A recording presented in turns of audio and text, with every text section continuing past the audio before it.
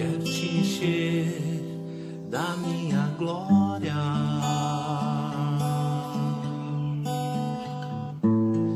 Quero te levar para as nações.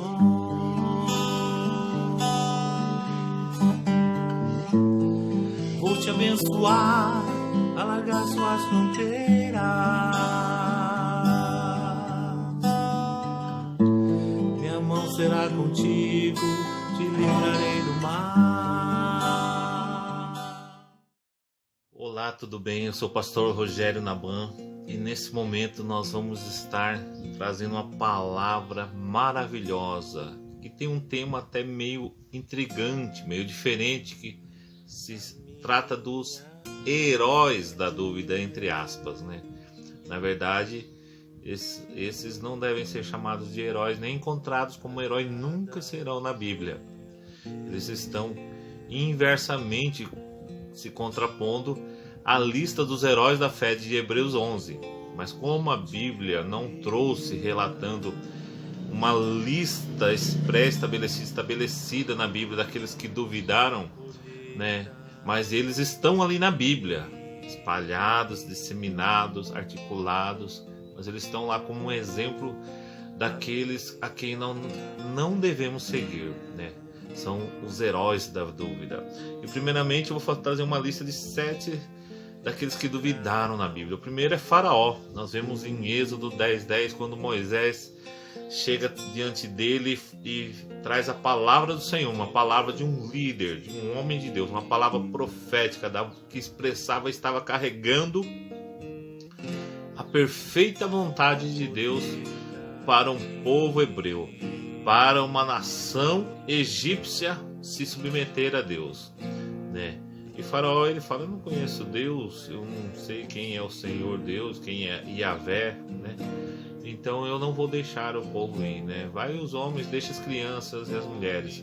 E na verdade, quem não tem um relacionamento com Deus descumpre o que Deus ordena, descumpre a palavra de Deus, descumpre as instruções e acaba duvidando do poder de Deus, do poder, da soberania de Deus acima dele. Por isso não se submete. Isso é uma dúvida, isso é incredulidade, né? Por isso eu elenquei aqui 7 heróis, entre aspas, da dúvida. E o primeiro é Faraó, porque ele duvidou muito da palavra do Senhor. Ele duvidava e voltava, e por isso ele foi atingido juntamente com todo o Egito, com as 10 pragas que os assolaram, né? Mas agora eu convido você a pensar comigo também como os hebreus que saíram do Egito, eles duvidaram de Deus por alguns momentos, porque quando as coisas estão indo bem, muitas pessoas, elas dão glória a Deus, elas agradecem, elas até se emocionam, até choram e agradecem, lágrimas, né? Isso tudo é interessante, mas nós precisamos se fundamentar na fé inabalável, sem ficar, né, cocheando entre 2 pensamentos. Vamos ver aqui em Números capítulo 14, versículo 11, tem um exemplo também de Israel, onde e o Senhor disse a Moisés: até quando esse povo me tratará com pouco caso? Até quando se recusará a crer em mim, apesar de todos os sinais que realizei entre eles? Olha só, os hebreus, né? Os hebreus duvidando, né? Até quando eles não vão crer? Depois de todos os sinais, Deus tinha aberto o mar, Deus tinha feito caído maná do céu, Deus tinha enviado as cordonizes, tantos milagres maravilhosos, e mesmo assim os hebreus não estavam crendo. Olha só, primeiro era Faraó, segundo os hebreus, em Números 14 e 11 nós vemos. O terceiro exemplo de dúvida que nós vemos na Bíblia é quando Senaqueribe, rei dos assírios, envia carta de ameaças a Ezequias, que ele iria sitiar, que ele ia invadir Jerusalém. Mas Ezequias, ele não... E é interessante essa carta de Senaqueribe, que ele fala, não acreditem em Ezequias. Senaqueribe fala: não acreditem no Deus de Ezequias, não acreditem na palavra de Ezequias, porque nenhum Deus conseguiu dar livramento das minhas mãos. Olha que grande erro foi que o rei da Síria fez. Na verdade, ele acabou afrontando o Deus vivo, Deus Yahvé, o Deus Todo-Poderoso, o El Shaddai. E a derrota dele foi o que ele plantou com as suas palavras, foi a derrota dele também, né?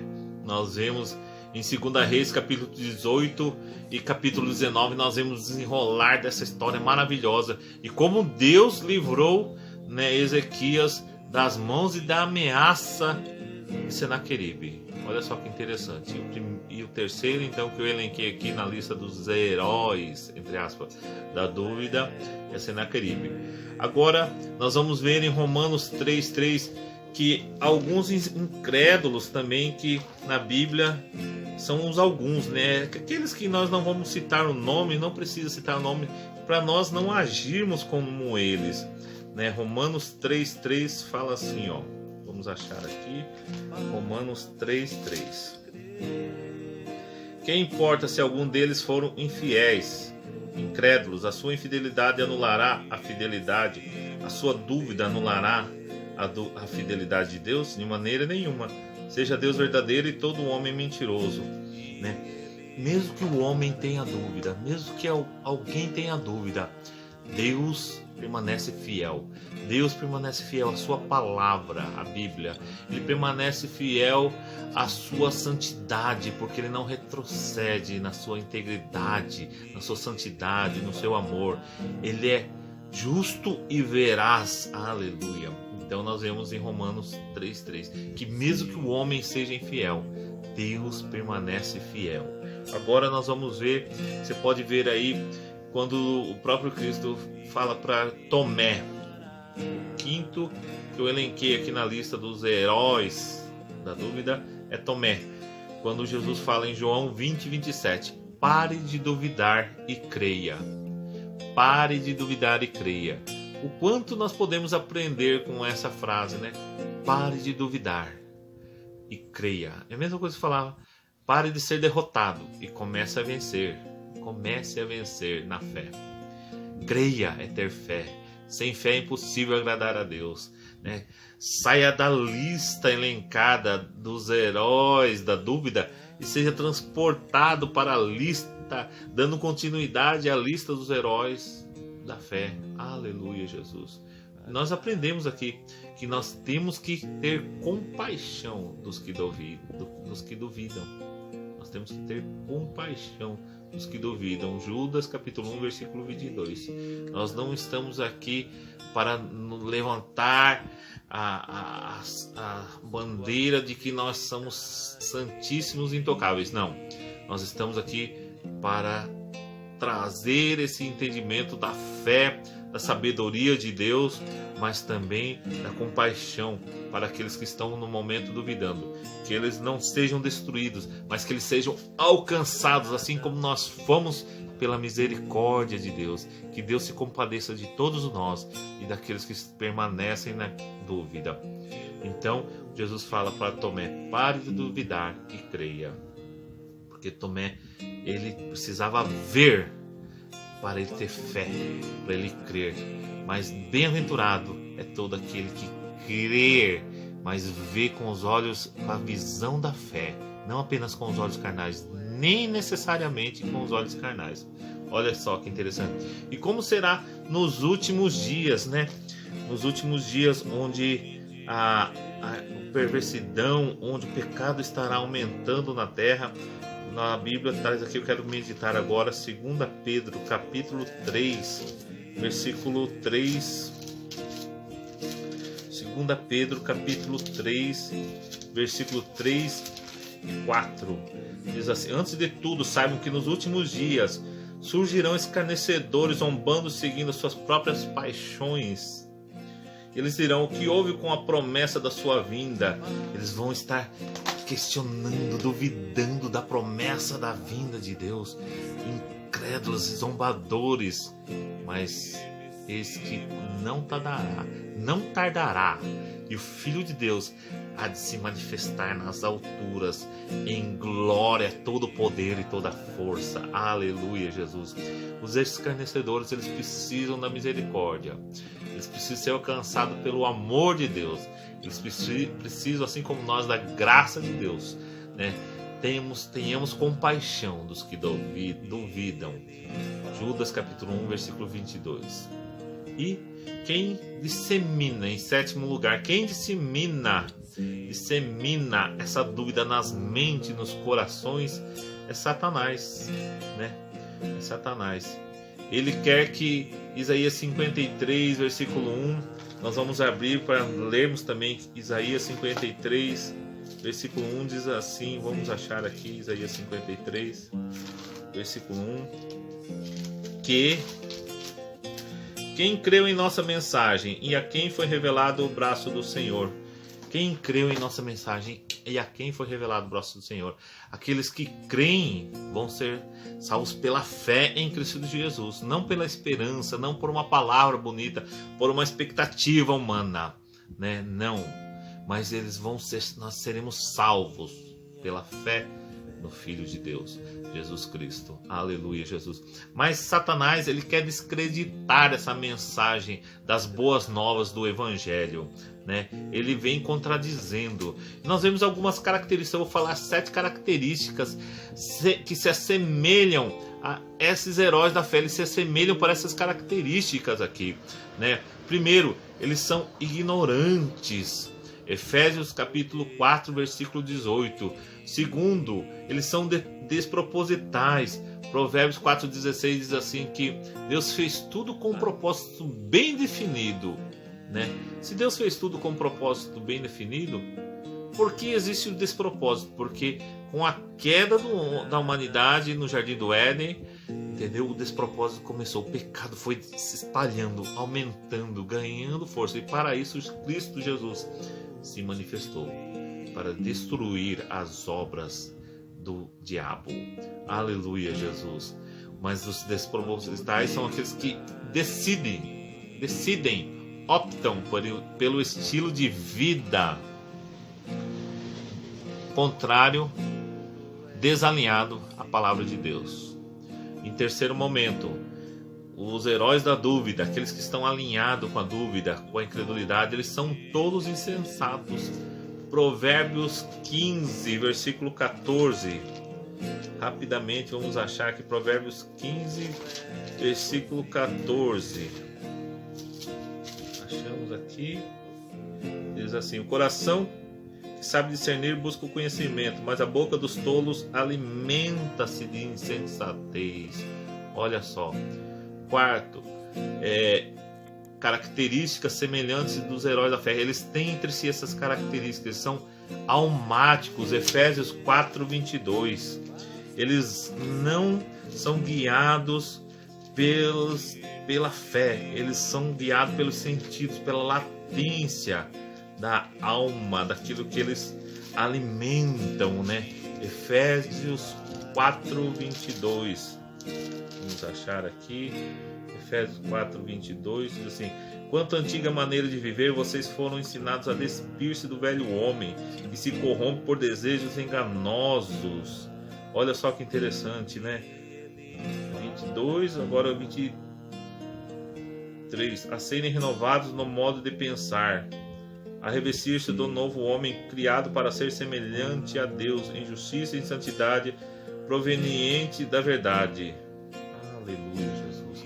Então Efésios 4:22-24 fala que o homem amático, ele é guiado pela latência, pelos desejos carnais, mas nós temos que nos despir, a Bíblia diz, né, dessa roupagem carnal e nos vestir das vestes brancas mais alva que a neve do corpo de Cristo nos proporciona, da vida de Cristo nos proporciona. Aleluia, Jesus. E a sexta característica está em Apocalipse 3:17, que fala que essa característica é muito difícil de pregar e falar, porque não tem quem escape disso, porque nós temos que entender que a igreja estava, essa igreja de Apocalipse 3:17 estava falando: eu sou rica, eu sou abastada, eu faço, eu aconteço. Mas na verdade vem um anjo da igreja e fala: você é pobre, você é cego e você é nu, né? Porque você precisa da fé na sua vida, né? Para que você veja a sua real situação a partir da glória, da luz. Olharam para ele e foram iluminados, seus rostos não serão confundidos. Aleluia. Nós precisamos nos ver buscando a luz de Deus nas nossas vidas. Aleluia. Em sétima característica do que os heróis da dúvida se assemelham, né? É que eles são isolados de Deus. Isaías 59:2 diz que os vossos pecados fazem separação entre mim e ti. É Deus falando para os que estão na lama do pecado, aqueles que querem permanecer ali naquelas urgias, naquelas perversidades, naquele pecado de estimação, naquela situação de decadência, né? As suas maldades nos separam de Deus, na verdade, o texto fala, né? Se isolaram de Deus. Mas nós precisamos nos compadecer daqueles que duvidaram, assim como Cristo se compadeceu lá do céu e desceu em forma humana para pregar as boas novas para todos, porque todos pecaram e carecem da glória de Deus. Que você e eu venhamos aprender grandemente a como seguir os passos dos heróis da fé, a como seguir os passos de Jesus e a como deixar para trás os passos daqueles que foram heróis da dúvida, daqueles que preferem duvidar, daqueles que preferem ser ignorantes, daqueles que preferem ser tolos, almáticos, inconstantes, isolados, pobres, cegos e nus, que estão destituídos da palavra de Deus, mas que eles também sejam alcançados pelo amor de Deus, que eles também sejam trazidos com laços de amor, com cordas de amor, que eles sejam acompanhados com todo cuidado, que eles possam ouvir a palavra da fé, que eles possam também, através da sua vida, através da minha vida, serem alcançados pelo amor de Jesus. Que Deus nos abençoe com essa palavra. Eu sou o pastor Rogério, eu peço que você compartilhe essa palavra, que você compartilhe com todos os seus contatos nas mídias sociais. E não se esqueça, You Are Royals significa você é realeza, em nome de Jesus.